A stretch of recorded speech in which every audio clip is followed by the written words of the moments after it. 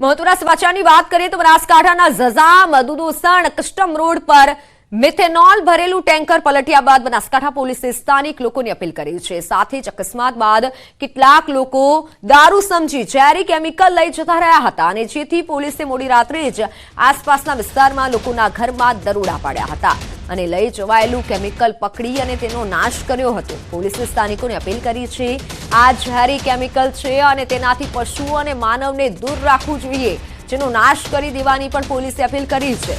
ગઈકાલે સુઈ ગામના ઝઝામ રોડ પર ટેન્કર પલટી ગયું હતું। ખરાબ રસ્તાના કારણે ટેન્કર પલટતા તેમાં આગ લાગી હતી। જો કે આ બનાવમાં કોઈ જાનહાનિ તો નથી થઈ, પરંતુ કેટલાક લોકો દારૂ અને પેટ્રોલ સમજી કેમિકલને લઈ ગયા હતા। આ બનાવ બાદ જિલ્લા પોલીસે બનાવને ગંભીરતાથી લીધો હતો। ટેન્કર પંજાબના લુધિયાણા જઈ રહ્યું હતું અને ટેન્કર પલટ્યા બાદ આગ લાગી હતી અને તે આગને કાબૂમાં લેવાઈ છે।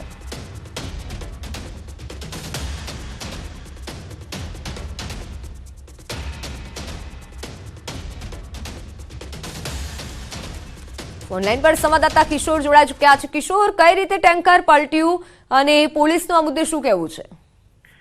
ચોક્કસથી આપણે જણાવી દઉં કે બનાસકાંઠાના ઝઝામ દુધોસણ કસ્ટમ રોડ પર મિથોલ નામનું કેમિકલ ભરીને જ્યારે ટેન્કર હતું તે કંડલાથી પંજાબના લુધિયાણા તરફ જઈ રહ્યું હતું, તે દરમિયાન ખરાબ રસ્તાના કારણે આ ટેન્કર પલટી ગયું હતું અને ટેન્કર પલટી માર્યાના કલાક બાદ જ્વલનશીલ કેમિકલ ભરેલા ટેન્કરમાં અચાનક જ આગ લાગી હતી ને આગ લાગવાના કારણે સુઈગામ ઝઝામ કસ્ટમ હાઈવેને બંને તરફથી વાહન વ્યવહાર માટે બંધ કરીને ડાયવર્ઝન અપાયું હતું।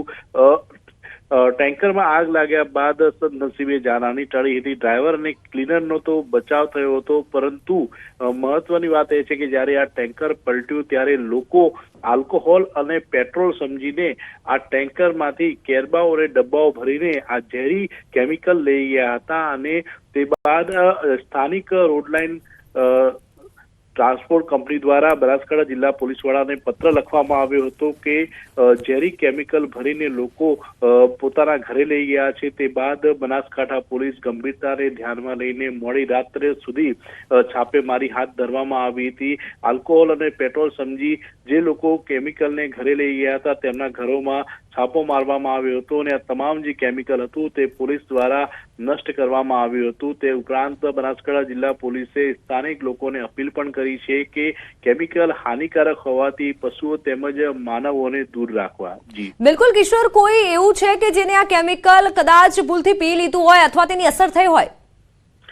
હજુ સુધી એ સામે નથી આવ્યું કે આ કેમિકલ કોઈ વ્યક્તિએ પીધું હોય અથવા કોઈ પશુએ પીધું હોય કે તેની અસર થઈ હોય, કારણ કે જ્યારે પોલીસને ધ્યાને આવતા પોલીસે ગંભીરતા ધ્યાને લીધી હતી અને મોડી રાત સુધી આ છાપેમારી ચાલુ હતી અને છાપેમારી દરમિયાન જે લોકો આને આલ્કોહોલ અને પેટ્રોલ સમજીને પોતાના ઘરે લઈ ગયા હતા તે લોકોના ઘરે છાપો મારીને પોલીસ દ્વારા કેમિકલને નષ્ટ કરવામાં આવ્યું હતું। જી બિલકુલ કિશોર, આભાર સમગ્ર માહિતી બદલ।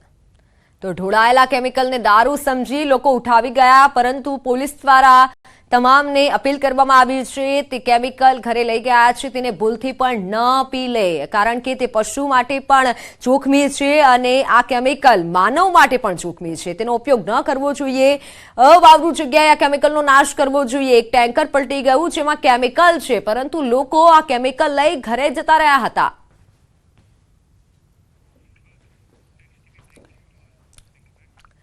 આકરી ગરમીમાં શેકાવા માટે હવે તૈયાર થઈ જજો। હવામાન વિભાગે આગામી દિવસોમાં ગુજરાતમાં ગરમી વધવાની આગાહી કરી છે। આગામી અઠવાડિયામાં ગરમીનું જોર વધશે। હવામાન વિભાગે રાજ્યમાં ગરમીનું પ્રમાણ વધવાની સંભાવનાઓ વ્યક્ત કરી છે। દિવસ અને રાતના તાપમાનમાં વધારો થઈ શકે છે। લઘુત્તમ અને મહત્તમ બંને તાપમાનમાં આગામી 5 દિવસમાં 2 થી 3 ડિગ્રીનો વધારો થવાની સંભાવનાઓ છે। રાજ્યમાં અમદાવાદ સૌથી ગરમ શહેર રહ્યું છે, જ્યારે ગાંધીનગરમાં પણ હવે તાપમાન ઊંચું જઈ રહ્યું છે। ગુજરાતના ઉત્તર અને દક્ષિણ બંને દરિયે કાંઠે પવનો અને ઉત્તર પશ્ચિમ અને ઉત્તરના પવનો ફૂંકાવાની શક્યતાઓ છે, જેની ગતિ 10 થી 15 કિલોમીટર પ્રતિ કલાકની રહી શકે છે। 5 दिनों की बात करें हम अधिकतम तापमान की, तो उसमें 2 से 3 डिग्री और जो है आसार है कि जो है तापमान जो है 37 डिग्री या 38 डिग्री तक जो है अहमदाबाद में जो है और गांधीनगर में जा सकता है। જૂનાગઢથી મહત્વના સમાચાર. જૂનાગઢના ભારતી બાપુના આશ્રમના વિવાદનો મામલો. આશ્રમ વિવાદ મામલે સમાધાન ન થયું હોવાનો ખુલાસો કર્યો સંત હરિહરાનંદે. જો કે અગાઉ સમાધાન કર્યાની ચર્ચાઓ ઉડી હતી, તે વચ્ચે હરિહરાનંદ બાપુએ સ્પષ્ટતા કરી છે કે વિવાદ માત્ર પ્રોપર્ટીનો છે. આશ્રમ પ્રોપર્ટીનું પ્રોબેટ તેઓએ લીધું છે અને જ્યાં સુધી હયાત છું ત્યાં સુધી એક પણ આશ્રમ કોઈને આપવાનું નથી તેવું હરિહરાનંદે બાપુએ જણાવ્યું છે અને સાથે એ પણ જણાવ્યું છે કે કોર્ટ જે નિર્ણય કરશે તે મને મંજૂર છે. અગાઉ ઋષિ ભારતી બાપુએ સરખેજ આશ્રમના માલિકનો દાવો કર્યો હતો.